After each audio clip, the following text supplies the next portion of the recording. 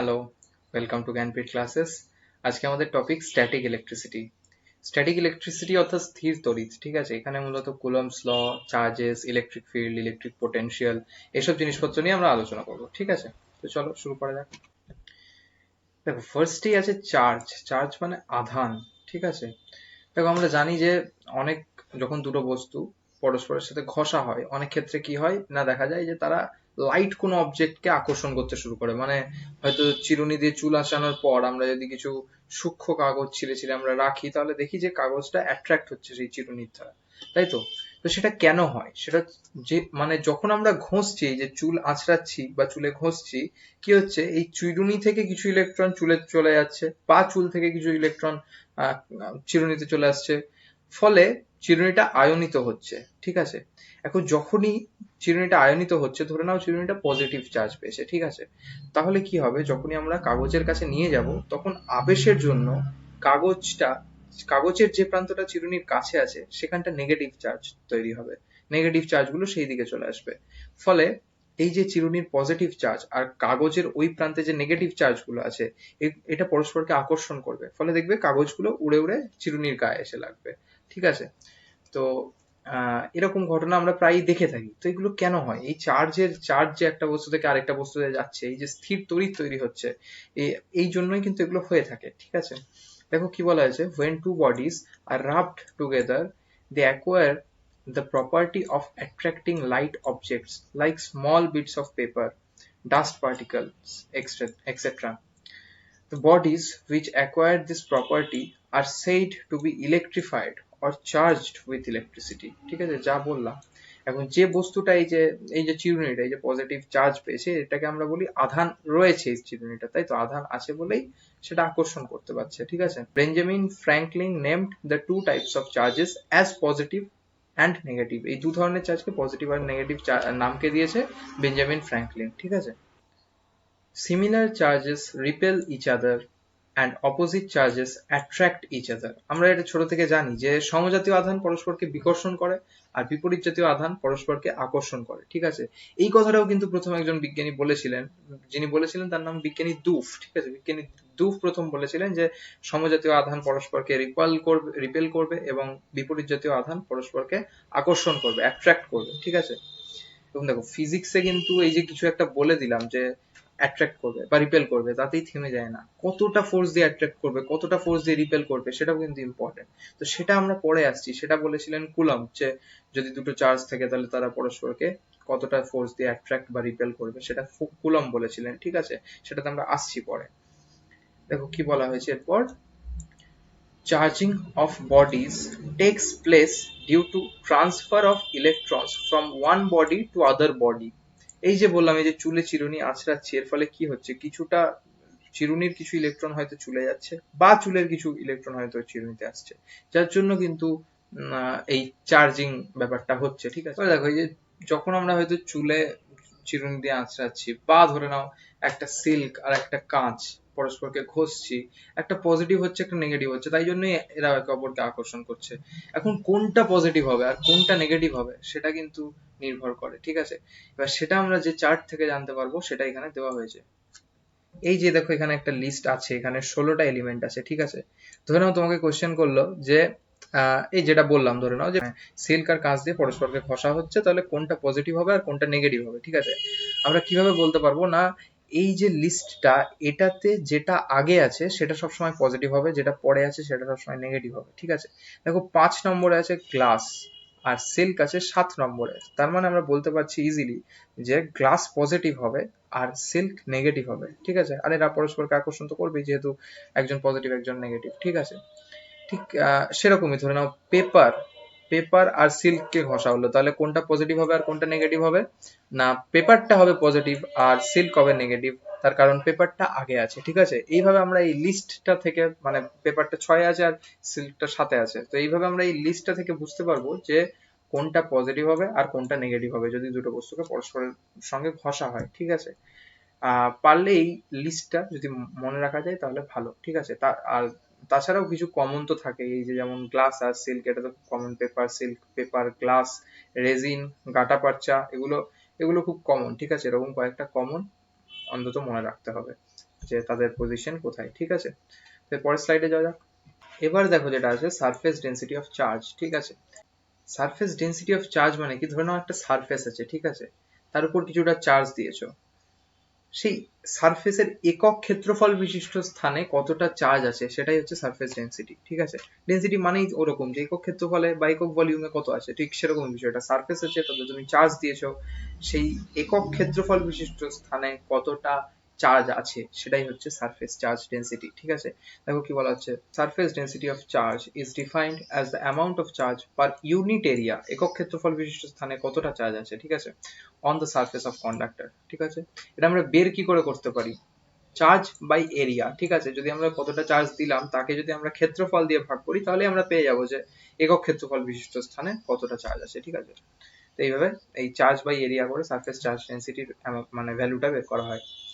এরপর দেখো কি বলা হয়েছে, তো surface density of charge at a point on surface of conductor depends upon the shape of conductor and presence of other conductors or insulators near the given conductor, ঠিক আছে।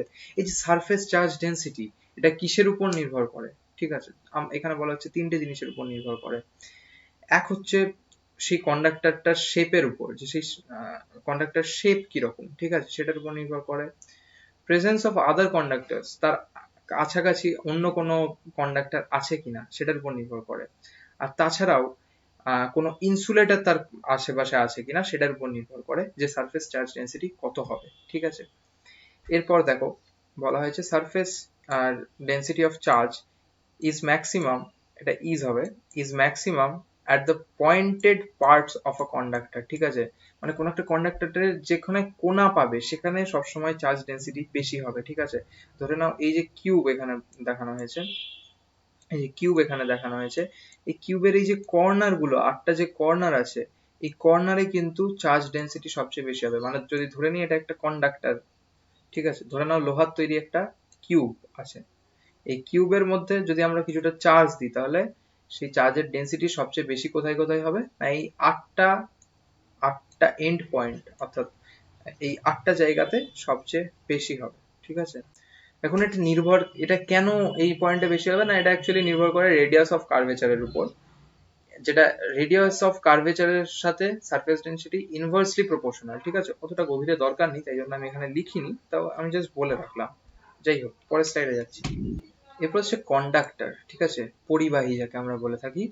Conductors are those materials which allow electricity or charge to pass through themselves, মানে যার মধ্যে দিয়ে electricity বা charge যেতে পারে সেটা হচ্ছে কন্ডাক্টর।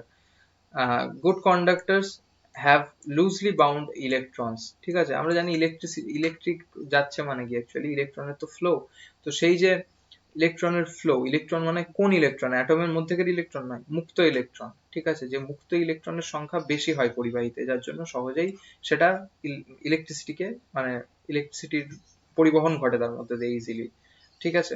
এক্সাম্পলস অফ কন্ডাক্টর, আমরা জানি যে metals like silver, iron, copper, ঠিক আছে, মানে চাঁদি, লোহা এবং তামা, এগুলো খুব ভালো কন্ডাক্টর।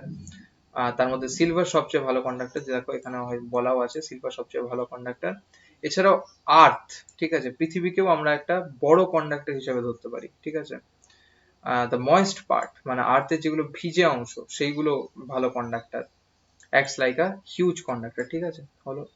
এরপর হচ্ছে ইনসুলেটর।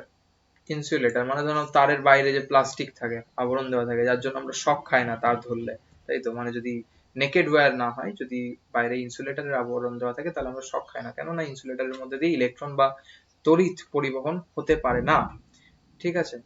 তো দেখো কি বলা আছে, ইনসুলেটরস আর those materials which do not allow electricity to flow through themselves, যেটার মধ্যে দিয়ে ইলেকট্রিসিটি আসতে পারে না, ঠিক আছে। এর উদাহরণ কি, উড, কাঠ, পেপার আর মানে কাগজ, মাইকা, গ্লাস, ইবোনাইট, এইগুলো হচ্ছে উদাহরণ ইনসুলেটরের, ঠিক আছে।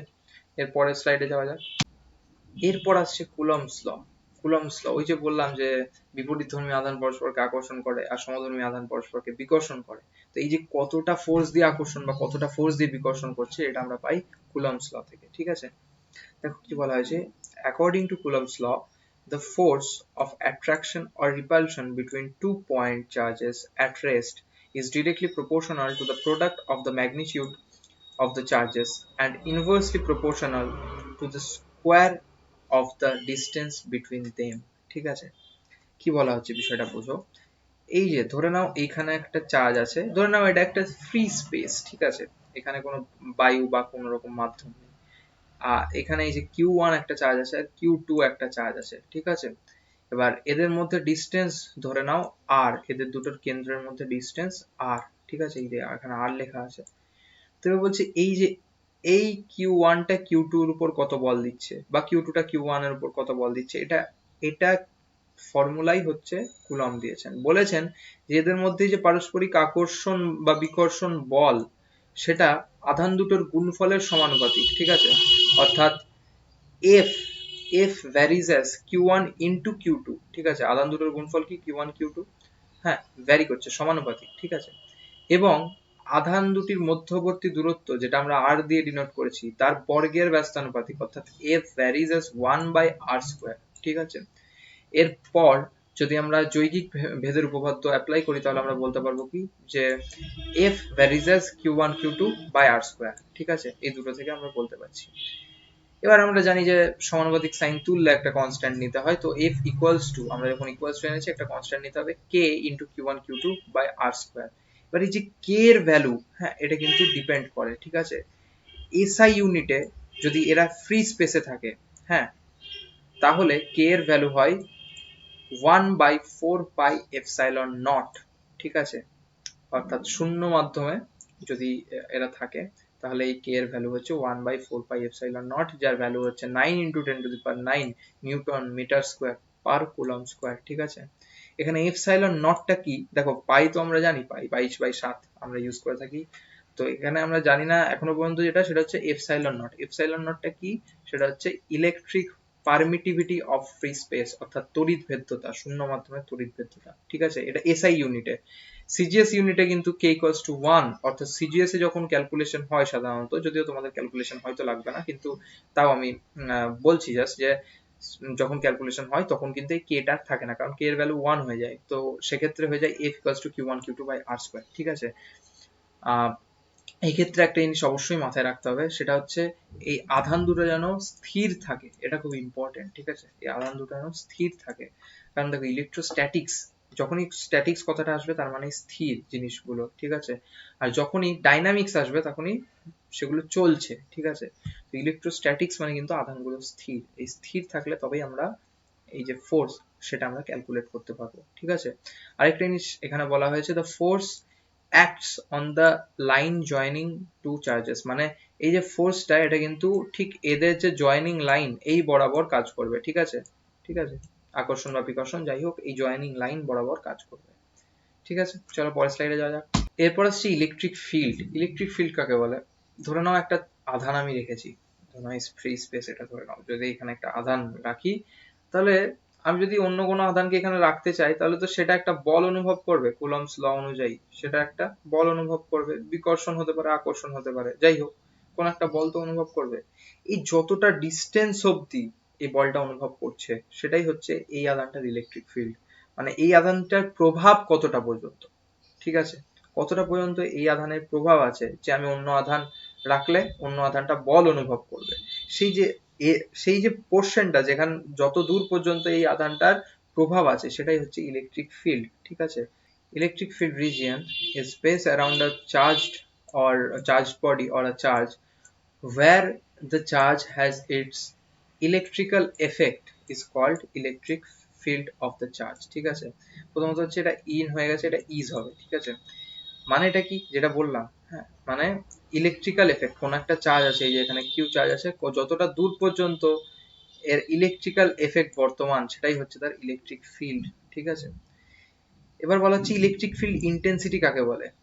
ধরে নাও এই কিউ চার্জ রাখা আছে, প্লাস কিউ চার্জ, এর একটা ইলেকট্রিক ফিল্ড আছে, এর যে কোনো পয়েন্টের ইলেকট্রিক ফিল্ড ইন্টেন্সিটি কিভাবে বের করা হয় বা কাকে বলে না, সেই পয়েন্টে একটা একক ধনাত্মক চার্জ রাখা হয়, ইউনিট পজিটিভ চার্জ, ঠিক আছে। ধরে নাও একটা +1 ইউনিট, মানে একক ধনাত্মক চার্জ বা ইউনিট পজিটিভ চার্জ একটা রাখলাম, তাহলে এই ইউনিট পজিটিভ চার্জটার উপর কতটা ফোর্স অ্যাপ্লাই করছে এই চার্জটা, due to its electric field, সেটাই হচ্ছে ইলেকট্রিক ফিল্ড ইন্টেন্সিটি। ঠিক আছে, electric field intensity at a point in an electric field is the force experienced by a unit positive charge placed at that point। অর্থাৎ কোনো একটা পয়েন্টের electric ফিল্ডের intensity কিভাবে পাওয়া যায় না, সেই পয়েন্টে একটা ইউনিট পজিটিভ চার্জ রাখতে হয়, সেই ইউনিট পজিটিভ চার্জের উপর যতটা পরিমাণ বল কাজ করে সেটাই হচ্ছে সেই পয়েন্টের ইলেকট্রিক ফিল্ড ইন্টেন্সিটি এই চার্জটার জন্য। ঠিক আছে, পরের স্লাইডে যাওয়া যাক। এরপর হচ্ছে ইলেকট্রিক ফিল্ড অফ হলো কন্ডাক্টর। ঠিক আছে, একটা ফাঁপা কন্ডাক্টর থাকলে তার ইলেকট্রিক ফিল্ড কিরকম হবে। দেখো এটাতে ডিটেলসে যাওয়া দরকার নেই, আমি একটা জিনিস বলে রাখছি। ধরে নাও কোনো কন্ডাক্টর আছে, ঠিক আছে, ফাঁপা কন্ডাক্টর, সব সময় তার ভিতরে ইলেকট্রিক ফিল্ড জিরো হবে। ঠিক আছে, যদি ভিতরে কোনো চার্জ না থাকে, ফাঁপা কন্ডাক্টর যদি হয়। দেখো ফার্স্ট লাইনে এটা বলা হয়েছে, ইলেকট্রিক ফিল্ড ইন্টেন্সিটি ইনসাইড আ চার্জড হলো কন্ডাক্টর ইজ জিরো। ঠিক আছে, ভিতরে কোনো ইলেকট্রিক ফিল্ড ইন্টেন্সিটি নেই। এরপর দেখো কি বলা হয়েছে, charge given to such a conductor or conductor of any shape remains on its surface only। ঠিক আছে, মানে ধরে নাও একটা কন্ডাক্টর আছে, ঠিক আছে, চার্জ গুলো কোথায় থাকবে, চার্জ গুলো তার ভিতরে থাকবে নাকি সারফেসে থাকবে। মাথায় রাখতে হবে যদি কন্ডাক্টর হয় তাহলে সব সময় চার্জ সারফেসে থাকবে। কেন সারফেসে থাকবে, ধরে নাও আমি একটা কন্ডাক্টর আছে, তাকে পজিটিভ চার্জ দিয়েছি, অনেক কটা পজিটিভ চার্জ আছে তার মধ্যে, তারা পরস্পরকে বিকর্ষণ করবে, তাই তো, বিকর্ষণ করবে মানে তারা দূরে সরে যেতে চাইবে। এবার হাইয়েস্ট তারা কতটা দূরে সরে যেতে পারে, না তার বাইরে, অর্থাৎ এর মধ্যে, সারফেসের মধ্যে, তার থেকে তো বাইরে যেতে পারবে না। মানে এরকম তো না যে কন্ডাক্টরটা থেকেই আধানটা বেরিয়ে যাবে, তা তো পারবে না, তার জন্য তো এনার্জি দিতে হবে। তো সেই জন্য সব সময় সেই চার্জ গুলো সারফেসে থাকার চেষ্টা করবে, তার ভিতরে নয়। তাই জন্য সবসময় চার্জ সারফেসে থাকে, কারণ সেখানে তাদের পোটেনশিয়াল এনার্জি সবচেয়ে কম তুলনামূলকভাবে, মানে ভিতরের থেকে। তো সেই জন্য মাথায় রাখতে হবে এটা, যে একটা যদি চার্জড কন্ডাক্টর হয় তাহলে চার্জ সবসময় তার সারফেসে থাকে। ঠিক আছে, দিস এক্সপ্লেন্স ওয়াই আ হলো conductor acts as an electric shield. এটা এই দিস বলতে কিন্তু এই প্রথম পয়েন্টটার কথা বলা হয়েছে। ঠিক আছে, প্রথম পয়েন্টটা এক্সপ্লেন করছে এই দুটো জিনিসকে, এই যে দুটো ঘটনা ঘটে। কি ঘটনা ঘটে, আমরা জানি যে কোনো কন্ডাক্টরের ভিতরে ইলেকট্রিক ফিল্ড ইন্টেন্সিটি নেই, তাই তো। তাই জন্য কি হয় যে বিভিন্ন বৈদ্যুতিক যন্ত্র থাকে যেগুলো খুব সেন্সিটিভ হয়, ইলেকট্রিক ফিল্ডের প্রতি খুব সেন্সিটিভ, তো সেগুলোকে বাইরের ইলেকট্রিক ফিল্ড থেকে বাঁচানোর প্রয়োজন হয়। এই জন্য একটা হলো কন্ডাক্টরের ভিতর সেগুলো রাখা হয়। এবার যদি কন্ডাক্টরের ভিতর রাখি তাহলে কি সুবিধা, না কন্ডাক্টরটার ভিতরে কোনো ইলেকট্রিক ফিল্ড নেই, তাই জন্য বাইরের ইলেকট্রিক ফিল্ডের জন্য সেই ভিতরে যে মেশিনটা রাখা হয়েছে তার কোনো ক্ষতি হয় না। সেই জন্য সেই তড়িৎ জালক বলা হয়, মোস্ট প্রবাবলি তড়িৎ পর্দা বলা হয়, সেই ইলেকট্রিক শিল্ডের ভিতর, একটা তড়িৎ চালকের ভিতর সেটাকে রাখা হয়, সেই মেশিনগুলোকে রাখা হয়। আর ঠিক এই একই কারণে বাজ যখন পড়ে তখন গাড়ির ভিতর থাকা বেশি সেফ। তার কারণ কি, গাড়ির ভিতর কোনো ইলেকট্রিক ফিল্ড নেই, মানে থাকবে না। বাজ পড়লে সেটা সারফেসে থাকবে, গাড়ির সারফেসে থাকবে, আর্থে চলে যাবে, কিন্তু ভিতরে কোনো ক্ষতি হবে না। তাই জন্য যদি কখনো বাজ পড়ে গাড়ির ভিতর থাকা বেশি সেফ। ঠিক আছে, সেটাই বলা হয়েছে, it is for this reason that it is safer to stay in a car or bus during lightning। ঠিক আছে, পরের স্লাইডে যাওয়া যাক। লাস্ট স্লাইড এটা, তিনটে জিনিস সম্বন্ধে আমাদের আইডিয়া নিতে হবে, এই তিনটে জিনিস সম্বন্ধে আইডিয়া জরুরি। ঠিক আছে, ফার্স্টে আছে ইলেকট্রিক পোটেনশিয়াল। হ্যাঁ, তড়িৎ বিভব কাকে বলে। ঠিক আছে, দেখো ফার্স্টে আমি বাংলায় সংজ্ঞাটা বলে নিচ্ছি, তারপর আমি ইংলিশটা পড়বো। কি না, আমি বলেছি একটা চার্জ যদি রাখা হয় তার চারপাশে একটা ইলেকট্রিক ফিল্ড থাকে, যেখানে অন্য চার্জ আনলে তার উপর একটা বল কাজ করে, তাই তো। তো কোনো একটা চার্জকে, কোনো একটা একক ধনাত্মক আধানকে, একটা ইউনিট পজিটিভ চার্জকে অসীম দূরত্ব থেকে তড়িৎ ক্ষেত্রের সেই বিন্দুতে আনতে যতটা পরিমাণ কার্য করতে হয় সেটাই হচ্ছে সেই পয়েন্টের পোটেনশিয়াল। ঠিক আছে, বুঝতে পারলে, কোন একটা তড়িৎ ক্ষেত্র আছে, কোন একটা ইউনিট পজিটিভ চার্জকে, একক ধনাত্মক আধানকে অসীম দূরত্ব থেকে তড়িৎ ক্ষেত্রের সেই বিন্দুতে আনতে যতটা পরিমাণ কাজ করতে হয় তাকেই বলা হয় সেই পয়েন্টের ইলেকট্রিক পোটেনশিয়াল। ঠিক আছে, দেখো কি বলা হয়েছে, electric potential at a point in an electric field is the work done in bringing a unit positive charge from infinity to that point। যেটা বললাম, হ্যাঁ ইংলিশে লেখা হয়েছে, SI unit of electric potential is volt। Volt আমরা খুব শুনে থাকি। It is a scalar quantity, এটা একটা স্কেলার রাশি। ঠিক আছে, এরপর যেটা আসছে সেটা হচ্ছে পোটেনশিয়াল ডিফারেন্স অর্থাৎ বিভব পার্থক্য। ঠিক আছে, কাকে বলা হয় না, ধরে নাও ওই যে বললাম একটা আধান আছে, তার চারপাশে একটা ইলেকট্রিক ফিল্ড আছে। তো সেই ইলেকট্রিক ফিল্ডে ধরে নাও একটা ইউনিট পজিটিভ চার্জ অলরেডি রাখা আছে কোনো একটা বিন্দুতে, তুমি সেই বিন্দু থেকে অন্য একটা বিন্দুতে এনে রাখতে চাইছো। এই যে এই বিন্দু থেকে তুলে এনে আরেকটা বিন্দুতে রাখছো, এই এইটাতে তোমাকে যতটা পরিমাণ কার্য করতে হলো সেটাই হচ্ছে এই দুটো বিন্দুর বিভব পার্থক্য। ঠিক আছে, তো দেখো কি বলা হয়েছে, work done in bringing a unit positive charge from one point to other point in the potential difference is the potential difference between 2 point. Its SI unit is volt, এটারও SI unit volt। ঠিক আছে, মানে বিভব পার্থক্য আর বিভব দুটোরই কিন্তু SI unit volt। আর এটাও একটা স্কেলার রাশি, স্কেলার কোয়ান্টিটি। ঠিক আছে, এরপর যেটা লাস্ট যেটা জিনিস সেটা হচ্ছে ইলেকট্রিক ক্যাপাসিটি। এটা একটা বোঝার বিষয়। দেখো, আমরা জানি যে কোনো বস্তুকে তাপ দিলে তার উষ্ণতা বাড়ে, তাই তো? এবার একটা জিনিস মাথায় রাখতে হবে যে এখন আমি কাঠকে তাপ দিলাম আর লোহাকে তাপ দিলাম, দুটোকে যদি সমপরিমাণ তাপ দিই আমরা দেখি লোহাটা বেশি গরম হয়, কাঠটা অত গরম হয় না, তাই তো? তো এই যে কতটা গরম হবে এটাও কিছুর উপর একটা নির্ভর করছে, তাই তো? ঠিক সেমলি মানে একে তাপ দিলে উষ্ণতা বাড়ছে, ঠিক সেরকমই যদি আমি কোনো একটা কন্ডাক্টরকে যদি আমি আধান দিই তার বিভব বাড়ে। ঠিক আছে, যেমন কোনো বস্তুকে তাপ দিলে তার উষ্ণতা বাড়ে সেরকমই কোনো একটা কন্ডাক্টরকে যদি আমি আধান দিই তার বিভব বাড়ে। ঠিক আছে, এবার যেরকম কাঠ আর লোহাকে সেম তাপ দিলেও দুটোর উষ্ণতা সেম বাড়ে না, ঠিক সেরকমই দুটো আলাদা আলাদা কন্ডাক্টরকে যদি আমি সেম আধান দিই, সেটা কন্ডাক্টরই বলো বা বস্তুই বলো, যদি আমি সেম আধান দিই তাহলে দুটোর কিন্তু বিভবও সমপরিমাণ বাড়বে না। সেটা কতটা বাড়বে সেটা যে জিনিসটার উপর নির্ভর করে সেটাই হচ্ছে ক্যাপাসিটেন্স বা ইলেকট্রিক ক্যাপাসিটি। ঠিক আছে, দেখো আমি বলেছি কি যে চার্জ দিলে বিভব বাড়বে, যত বেশি চার্জ দেবো তত বিভব বাড়বে। তো আমরা বলতে পারি কিউ ভার্সেস ভি, তাই তো? যেখানে কিউ হচ্ছে চার্জ, ভি হচ্ছে বিভব। ঠিক আছে, তাহলে আমরা যদি সমানুপাতিক সাইনটা তুলি তাহলে এখানে একটা ইকুয়ালস টু সাইন আসে। ইকুয়ালস টু সাইন এলে আমরা জানি যে একটা কনস্ট্যান্ট নিতে হয় আমাদের, তাই তো? তাহলে কিউ ভার্সেস ভি ছিল, তাহলে Q equals to C V নিচ্ছি, সিটাকে আমরা এজ আ কনস্ট্যান্ট নিচ্ছি। এই যে সি, এটাই হচ্ছে অ্যাকচুয়ালি ক্যাপাসিটেন্স। এই যে সি ইকুয়ালস টু আমরা লিখতে পারি যদি ভিটাকে যদি আমরা এদিকে নিয়ে আসি তাহলে আমরা লিখতে পারি কি C equals to Q by V. ঠিক আছে, এই সিটাই হচ্ছে ক্যাপাসিটেন্স বা ইলেকট্রিক ক্যাপাসিটি। ঠিক আছে, so the capacity of the conductor is Q by V. আর এটার এসআই ইউনিট হচ্ছে ফ্যারাড। ঠিক আছে, and its SI unit is farad. একবার এখানে ইংলিশে একটা সংজ্ঞা বলা হয়েছে ইলেকট্রিক ক্যাপাসিটির, আমি তো কনসেপ্টটা বললাম, এখানে সংজ্ঞাটা একবার দেখে নিচ্ছি। Electric capacity of a conductor is defined as the charge required to increase the potential of the conductor by unity। অর্থাৎ কোন একটা কন্ডাক্টরের বিভব একক পরিমাণ বৃদ্ধি করতে যতটা চার্জ দিতে হয় তাকেই বলা হয় সেই কন্ডাক্টরের ইলেকট্রিক ক্যাপাসিটি। ঠিক আছে, তাহলে আজকে এতটাই ছিল। এরপর আমরা মূলত কারেন্ট নিয়ে আলোচনা করব, সেখানে মূলত ওহমস ল এইসব নিয়ে বিভিন্ন জিনিস নিয়ে আলোচনা হবে। তো অবশ্যই যদি ভিডিওটা ভালো লেগে থাকে তাহলে লাইক করো, শেয়ার করো এবং সাবস্ক্রাইব করো। Thank you. আর এটার যে নোটস সেটা তোমরা জ্ঞানপীঠের টেলিগ্রাম চ্যানেলে পেয়ে যাবে।